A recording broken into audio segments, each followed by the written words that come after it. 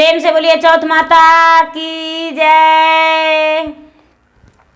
गुरु भाई बहना, आज मैं एक करवा चौथ व्रत की कथा सुनाने जा रही हूँ। जो व्रत हर सुहागने अपने पति के लंबे आयु के लिए करती है और जो भी व्रत करती है उसमें कथा अवश्य सुनना चाहिए। तो चलिए कथा की ओर चलते हैं और आपको हम कथा सुनाते हैं। गुरु भाई बहना, एक सेठ जी थे और उनका 7 बेटा थे और 7 बेटा जिसमें 6 का विवाह हो गया था और छोटा बेटा का विवाह नहीं हुआ था। छोटा बेटा जो थे वो सबसे ज्यादा बुद्धिमान और संस्कारी थे और आज्ञाकारी भी थे। उनकी माँ जो थी, माँ को कहना था कि हमें धन नहीं चाहिए, हमें छोटी बहू आज्ञाकारी चाहिए।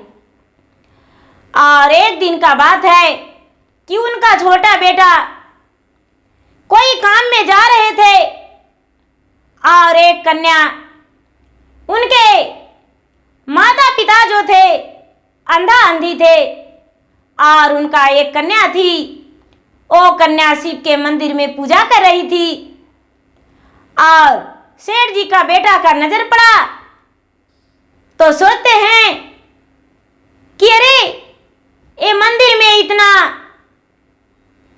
कोयल सी मीठी बोली आवाज, कितना सुंदर सुरीली आवाज है, कौन ऐसे भजन कर रहे हैं। और सेठ जी का छोटा बेटा वहां पे रुक गए। जब वो लड़की निकली पूजा करके तो उसका रूप सूरत देखकर मोहित हो गए और घर में जाकर अपने माता पिता से बोले कि पिताजी, मुझे उस लड़की का से विवाह करना है जिसका माता और पिता के सिवा और कुछ भी नहीं है। उसके माता पिता बोले, ठीक है बेटा, तुम जैसा कहो वैसा ही हम करेंगे। और उसके माता पिता उनके यहाँ घर चले गए अपने बेटा के रिश्ता के लिए और उनसे जाकर बोले कि अपना कन्या का विवाह मेरा बेटा से कर दीजिए। अंधा अंधी कहते हैं कि मैं तो एक अंधा हूं और क्या आप मेरे बेटी को स्वीकारेंगे? सेठ जी बोले, हाँ, आपका बेटी से अवश्य अपने बेटा का विवाह कर देंगे, क्या दिक्कत है? बोले कि ये तो बड़े सौभाग्य की बात है कि आपकी जैसा घराना में मेरा बेटी का विवाह हो जाएगा। और हाँ कह दिए। सेठ जी अपने छोटे बेटे का विवाह उस कन्या से कर दिए, करने को लिए तैयार हो गए जिनके माता पिता अंधा अंधी थे और उनका नहीं भाई और नहीं बहन था, सिर्फ वो अकेली थी। सेठ जी बड़े धूमधाम से उसके साथ अपने बेटा को विवाह कर दिए और विवाह करके ले आए। बेटी के आने के बाद कुछ ही दिन बीता कि अंधा अंधी इस दुनिया से चल बसे थे और बेचारी सेठ जी का छोटी बहू का तो कोई सहारा नहीं रहे मायका में, सिर्फ उनका ससुराल का परिवार ही रहे। और उनका 6 जो जेठानी थी, 6 जेठानी बहुत दुख देने लगी, सब कोई ताना मारते और सारा काम घर का इसी पे छोड़ देते। कोई भी इसको बात को नहीं सुनते। गुरु भाई बहना, धीरे धीरे समय बीतने पर करवा चौथ व्रत आया और जब करवा चौथ व्रत आया तो सेठानी बोली, उनका भी मन बदल गया। वो कहती है, मेरा 6 बहुओं का तो मायका से वस्त्र आता है और श्रृंगार आता है, मेरे लिए बायने आता है, लेकिन छोटी बहू का तो मायका से कुछ भी नहीं आता है। इसका मायका तो है ही नहीं, इसका तो कोई भाई है ही नहीं, तो कौन इसका मायका से लेकर मेरे लिए आएगा। गुरु भाई बहना, छोटी बहू कभी कुछ नहीं बोलती थी, चुपचाप अपने आंखों से आंसू गिराती थी और अपने भीतर ही भीतर हर दुख को सहती थी। लेकिन जिस दिन माता चौथ का पूजा था, करवा चौथ, तो उसी दिन उसके सास ने अपने बहू को बहुत गालियां दी। गुरु भाई बहना, जो करवा चौथ व्रत है वो कार्तिक मास कृष्ण पक्ष चौथ के दिन ये व्रत रखी जाती है और सुहागने ये व्रत करती है। तो वो जो छोटी बहू थी वो क्या कि घर से रोते रोते और दूर चली गई। एक सुंदर सा वहां पर ब्रिज था और उसी ब्रिज के नीचे बैठकर वो रोने लगी, अपना आंखों से आंसू गिराने लगी और वो कहती है कि हे भगवान, मैंने क्या बिगाड़ा था किसको जो मुझे कोई भाई बहन नहीं दिया। यदि मेरा भाई बहन रहता तो मेरा आस पूरा करता। आज मेरा कोई भाई बहन नहीं है, मेरा आस पूरा करने वाला तो कोई नहीं। गुरु भाई बहना, ओ बेचारी भगवान से अपना दुख की बातें सुना रही है, दुख भरी बातें भगवान से कह रही है। उसका भगवान पुकार सुन लिए। एक नागराज उसके सामने आए और कहने लगे, तुम कौन हो और इस ब्रिज के पास बैठकर तुम क्यों रो रही हो। छोटी बहू कहती है, क्या कहूं नाग भैया, मैं बिना भाई बहन, बिना माता पिता के अभागन सेठानी का छोटी बहू हूं। मेरे पति 7 भाई हैं, मेरे 6 जेठानिया का भाई हैं और सब कोई सुंदर सुंदर वस्त्र लेकर आते हैं। आज करवा चौथ व्रत है, सबके मायका से सब कुछ आ गया है, लेकिन मेरा मायका तो है ही नहीं। इसीलिए मैं यहां पर आकर आंसू गिरा रहा हूं। नागराज बोले, बहन, आज से तू मेरा धर्म का बहन हो और मैं तुम्हारा भाई हूं। क्या तू मेरा बहन बन सकती हो। बेचारी सेठानी का छोटी बहू बोली, हाँ भैया, आपका बहन हम बन सकते हैं। तो बोले, ठीक है, मेरा बात मानती हो तो जाओ घर और प्रेम पूर्वक तू पूजा करना चौथ माता के।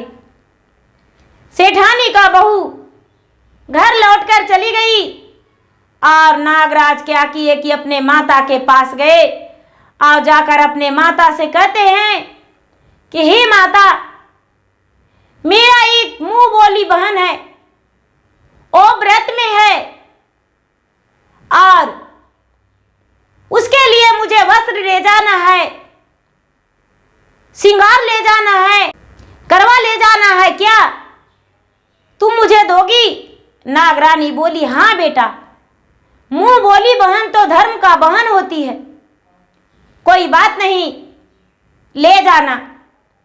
नागरानी ने 16 श्रृंगार और गहने, वस्त्र, मिठाइयां सब कुछ दे दिए और नागराज सेठ जी के घर पहुंच गए लेकर और जाकर आवाज देने लगे, दीदी दीदी, मैं लेकर आ गया हूं, खोलो दरवाजा।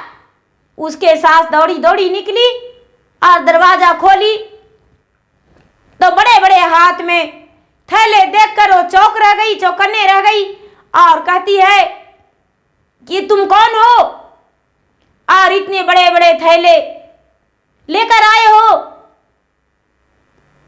पाँव छूकर कहता है कि माँ पहचाने नहीं, आपका छोटे बहू का मैं भाई हूं। ये जो सेठानी थी वो कहती है कि हे पुत्र, मुझे नहीं पता था कि तू मेरा बहू का भाई हो, इतना दिन से तो कोई नहीं आया। बोले मैं प्रदेश चला गया था। छोटी बहू निकली और कहती है मन ही मन की मैं तो भैया का पहचानता ही नहीं, लेकिन फिर भी आदर भाव से अंदर ले गया और बिछावन लगा के और प्रेम पूर्वक उसे बैठा दिया और बैठाकर और बोला कि ठीक है बैठो। नाश्ता पानी दिया, थैला धरा दिया अपने बहन के हाथ में, बहन सास के दे दिया। सास थैला खोली तो देखती है कि 16 श्रृंगारवती सपरन तरह तरह के मिठाई और सबका उसमें 6 जेठानियां और एक सास और अपना बहन, उसमें पूरे 8 साड़ी भरा हुआ है, 8 किस्म का 8 का अलग अलग श्रृंगार भरा हुआ है, मिठाइयाँ हर एक प्रकार के हैं, गहने हैं। सास तो देखकर भौचक्के रह गई और कहने लगी अरे इतना तो आज तक किसी का मैके से नहीं आया था, लेकिन मेरा छोटे बहू के मैके से आया है। और प्रेम पूर्वक सबको साड़ी दे दी और अपने भी रख ली, एक छोटी बहू का भी दे दी और छोटी बहू का ज़्यादा मान सम्मान देने लगी। गुरु भाई बहना जो सेठ जी का छोटी बहू थी, प्रेम पूर्वक चौथ माता के पूजा की और अपने पति का पूजा की और पूजा करके रात्रि में मुँह उठाई, व्रत खोली, सवेरा हुआ तो नाग भाई बोला माता जी मैं अपने बहन को घर ले जाना चाहता हूँ, क्या मेरे घर आप मेरे बहन को जाने दीजिएगा? सेठानी बोली हाँ बेटा ले जाओ, कोई बात नहीं, लेकिन कुछ ही दिन के बाद मेरे बहू को घर तक छोड़ आना। बोले ठीक है, मैं अपना बहन को आपके घर तक आवश्यक छोड़ आएंगे। गुरु भाई बहना ये जो सेठ जी का छोटी बहू थी अपना मायका चली गई और उसी ब्रिज के पास डोली रखा गया, कहार घूर गया, लौट आया और नाग बोला, जो नाग था वो वहाँ जाकर एक नाग रूप हो गया और बोला बहन तू मुझे पहचाना? बोले नहीं भैया, बहन मैंने मुंह बोली भाई बना था और तू बहन, मैं वही नाग हूं।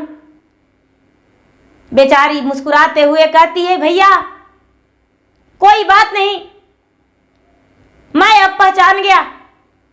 बहन आगे से मैं चलता हूं, पीछे से पोंछ पकड़ लेना। और पीछे से बेचारी सेठानी का छोटी बहू पकड़ ली पोंछ और उसी बिल में जब अंदर गई तो बहुत बड़ा महल है। नाग लोग पहुंच गई। जो नागराज का माता पिता थे बहुत प्यार किए, बहुत मान्यता दिए और इधर उधर चले जाते थे तो ये इसे बोले कि देखो बेटी मैं इधर उधर चला जाता हूँ अपने भूखे प्यास बुझाने के लिए, भूख मिटाने के लिए, और तुम्हारे भाई के भोजन लाने के लिए चले जाते हैं, लेकिन इस बात को ध्यान देना कि एक नाद रखा हुआ है, इसे उलटना मत। बोले अच्छा माँ नहीं उलटेंगे, लेकिन इसको मन चारों तरफ घूमती थी सेठानी का बहू। एक दिन मन में ख्याल आया कि रे इसके अंदर है क्या? सोना चांदी गहने हीरे जबरात क्या रखा हुआ है, इसे देख तो सकते हैं। और उलट के देखने लगी। जब उलट के देखने लगी तो देखती है कि उसमें तो सांप का पिल्ला है, छोटे छोटे। गुरु भाई बहना एक सर्प का पोंछ कट गया, एक इसको आवाज आहट सुनाई पड़ा। नाग नागिन आ रहे थे और आवाज सुनकर जल्दी से नाद गिरा दी, जो सर्प का पोंछ कट गया। और सर्प का पोंछ करते ही दर्द से पीड़ित हो गया वो सर्प। उसकी मां आई, नाग नागिन बेटी को मुंह सूखा देकर कहती है कि अरे क्या हुआ, बताई मां, मैं क्या कहूं, आज मुझसे बहुत बड़ा गलती हो गया है। मैंने आपका अपना भाई का पोंछ तो गलती से काट दिया हूं। बोले देखो चिंता मत करो बेटी, ऐसा होता है, कोई बात नहीं, अपने बच्चे का हम समझा लेंगे। इसे विदा कर दिया। नाग नागिन ने दोनों वस्त्र देकर बहुत सारा उपहार दिए और विदा कर दिए। उसका जो बच्चा था जिसका पोंछ कटा था उसे सारा नाग बंडा बंडा भैया, बंडा भैया करके चिढ़ाने लगा। जहां भी जाता उसे पोंछ कट्टा था तो लोग कोई सर्प उसे पोंछ कट्टा कहता, कोई सर्प उसे बंडा कहता, कोई उसे डुंडा कहता। गुरु भाई बहना सारा लोग उसे चिढ़ाते थे सर्प को। वो सर्प किसी के सामने नहीं जाने को सोचता था। एक दिन उसे गुस्सा आया, से अपने मां से बोला, मां मुझे सारा लोग बंडा बंडा कहते हैं, इसका बदला तो अवश्य लेंगे, हम उसे जाकर डांस लेंगे। नागरानी बोली, हे पुत्र ऐसा मत करना, अपना सगा भाई से भी ज्यादा तुम लोगों से प्यार करती है। लेकिन वो सर्प नहीं माना और डांसने को लिए चल दिया। जब डांसने को लिए चल दिया उस समय बहन जो थी, बहन अपने सखी के साथ बात कर रही थी और बात करते करते एक दूसरे से बात कर रही थी तो कह रही थी, बहन तुम्हें कौन भैया ज्यादा मानते हैं, तुम्हें कौन भैया ज्यादा मानते हैं। तो किसी ने बताया कि मेरे बड़े भाई, किसी ने बोला छोटे भाई, किसी ने बोला बिचवा वाला भाई। ऐसे करके सारा लोग बता रहे थे। लेकिन सेठ जी का जो छोटी बहू थी वो कहती है कि क्या कहूं बहन, मुझे तो सबसे ज्यादा बंडा भैया प्यार करते हैं, मुझे सबसे अच्छा बंडा भैया लगते हैं। क्या करूं, मैं तो भगवान से प्रार्थना करती हूँ, प्रतिदिन मंदिर जाती हूँ और भगवान से ही कहती हूँ कि हे भगवान, मेरे ही कारण मेरा भैया का पोंछ कटा, यदि मेरा उंगली कट जाता और भैया का पोंछ में लग जाता तो मुझे एक उंगली कम रहता, लेकिन भैया मेरा पोंछ कटा नहीं रहता, बंडा नहीं रहता। हे भगवान, मेरा भैया का कब पोंछ हो जाए। गुरु भाई बहना इतना सुनते ही जो सर्प था, सर्प एक सुंदर बालक का रूप धर लिया और उसके घर गया और दीदी करके और उसे चरण छूकर प्रणाम किया और बोला, दीदी तुम्हें फिर से मेरी मां बुलाई है क्या, अपना मैके नहीं चलोगी। एक कहती है कि कोई बात नहीं भैया, करवा चौथ व्रत आएगा तो फिर से तुम मुझे लेने आ जाना, हम आ जाएंगे और कोई बात नहीं, हम अवश्य आएंगे। जो भी उपहार इसके पास था वो बहन को दे दिया, एक अंगूठी, और बोला, बहन ये अंगूठी तू जहां रखेगी बोलेगी, हे मेरा नाग भाई का अंगूठी, मेरे लिए ये चीज हो जाए तो तुम्हारा अन्न धन सोना चांदी सब कुछ हो जाएगा बहन, चिंता मत करो। और जब भी मेरा याद आएगा तो मेरा याद कर लेना इसी अंगूठी के सहारे। गुरु भाई बहना अंगूठी देकर भाई लौट गया और अपने मां के पास हंसते हंसते चला गया। मां बोला, बेटा क्या अपने बहन को डांस लिया। नाग बोलता है जो बंडा था, मां मेरा पहले पूछ देखो। उसका पूछ तो गुरु भाई बहना उतना दूर पता ही नहीं चला कि कटा हुआ था, सुंदर पोंछ हो गया था। बोला, सबसे प्यारी बहन वो मेरी बहन है जो कि दूसरों से बात करती है कि मेरा वो बंडा भैया सबसे प्यारा भैया है। मां ओ मेरा कोई मुंह बोली बहन नहीं है, वो सगी बहन है और मेरा ही बहन है। मां मैं कभी भी उसे डांस नहीं सकते, उसे तो अपने बहन की तरह हम हर बार अपना घर लाएंगे, हर व्रत में लाएंगे, हर पर्व में लाएंगे और उसका हर खुशियां हम पूरा करेंगे। मां वो तो सती है। गुरु भाई बहना माता इतना बात सुनकर नागरानी बड़ी प्रसन्न हो गई और खुश हो गई और अपने बेटे को धन्यवाद की और बोली, जुग जुग जियो मेरा लाल, तुम्हें कभी किसी का कोई प्रकार का कोई संकट नहीं आए, कोई मनुष्य तुम पे वार नहीं करे। तो गुरु भाई बहना, सेठानी का बहू जो थी बिना भाई और बहन का थी, लेकिन नागराज उसे श्रद्धा भक्ति पूरा किए। हे महादेव, हे भोले दानी, हे चौथ माता, जैसे सेठानी का बहू थी और उसकी हर इच्छा हर मनोकामना पूरा किए, उसी प्रकार सबका हर मनोकामना पूरा कीजिए और हर खुशियाँ गोद में भर दीजिए। जय चौथ माता, जय महादेव, जय मैया पार्वती गणपति। प्रेम से बोलिए चौथ माता की जय।